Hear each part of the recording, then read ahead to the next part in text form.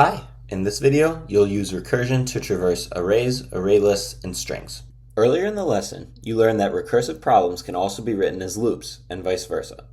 With this in mind, you can use recursion to traverse arrays, array lists, and strings.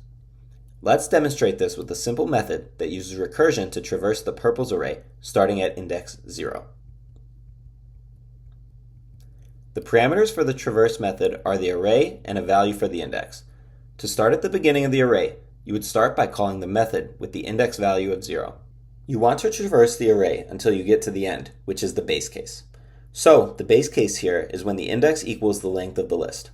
Here, you just want to end the recursion and don't need to return anything, so you can just use the return keyword. You can then use the index variable to process one element of the list at a time. In this case, this method simply prints each element. And last but not least, you have the recursive call where you call the traverse method inside of the traverse method. In the recursive call, you increase the index parameter by 1 to access the next element. Let's walk through this method using a trace table. You first call the traverse method with an index of 0. Index isn't the length of the list, or 5, so you move to the print statement. The element at index 0 is violet, which is printed to the console. The traverse method is called again, this time increasing index by 1 to become 1. 1 isn't 5, so the program skips to the print statement and prints the element at index 1, or lavender. The traverse method is called again, increasing index 1 to become 2. 2 isn't equal to 5, so the element at index 2, or lilac, is printed. Traverse is called again, increasing the value of index to 3.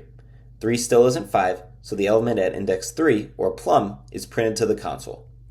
Traverse is called again, increasing the value of index to 4. 4 isn't equal to 5, so the element at index 4, or mauve, is printed to the console. Traverse is called again, increasing the value of index to 5. This time, the value of index is equal to the length of the list. So, the program has reached the base case and returns.